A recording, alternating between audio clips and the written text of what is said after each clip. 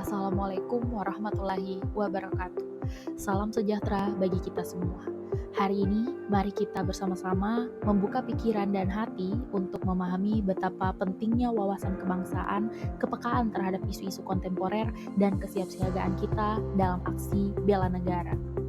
Wawasan kebangsaan adalah cara pandang kita terhadap bangsa dan negara Indonesia berdasarkan Pancasila dan Undang-Undang Dasar 1945 yang menempatkan persatuan dan kesatuan sebagai kekuatan utama dalam kehidupan berbangsa. Dalam era globalisasi, wawasan kebangsaan harus terus kita tanamkan di tengah derasnya arus informasi dan budaya luar. Sebagai generasi penerus bangsa, kita wajib menjaga semangat persatuan, menghargai perbedaan, dan tetap menjunjung tinggi nilai-nilai kebinekaan.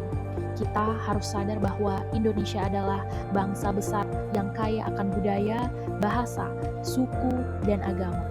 Inilah modal dasar kita untuk tetap kokoh berdiri menghadapi tantangan zaman. Namun, pada kenyataannya saat ini kita menghadapi berbagai isu kontemporer yang menguji wawasan kebangsaan kita. Isu radikalisme, penyebaran hoaks, konflik sosial, hingga ancaman perpecahan karena ujaran kebencian di media sosial menjadi tantangan yang nyata. Kita harus mampu menganalisis setiap informasi yang kita terima agar tidak terprovokasi oleh berita palsu yang dapat memecah belah persatuan. Sebagai warga negara, kita juga harus peduli dengan isu-isu lain seperti penanganan bencana, pengelolaan lingkungan hidup, dan penegakan hukum.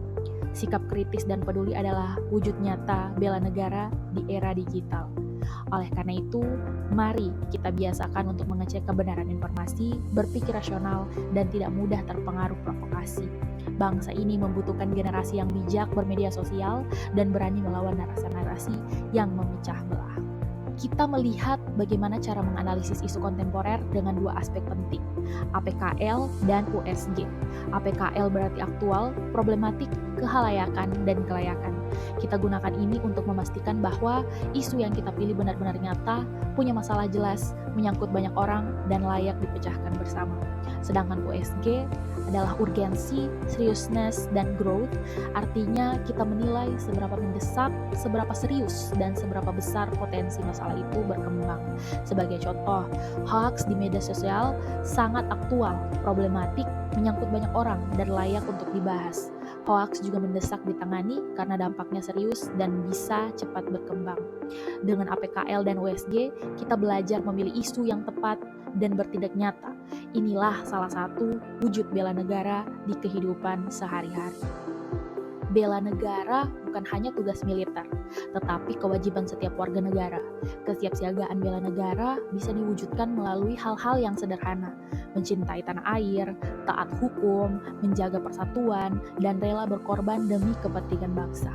Kita harus siap secara fisik dan mental, meningkatkan pengetahuan kebangsaan, serta membangun kesadaran untuk saling melindungi dan membantu sesama. Mari kita wujudkan bela negara di kehidupan sehari-hari dengan tindakan nyata mulai dari hal kecil di lingkungan keluarga, sekolah, dan masyarakat. Dengan begitu, kita telah berkontribusi menjaga keutuhan negara, kesatuan Republik Indonesia. Semoga kita senantiasa menjadi generasi yang sadar, peduli, dan tangguh demi Indonesia yang lebih kuat. Terima kasih. Wassalamualaikum warahmatullahi wabarakatuh.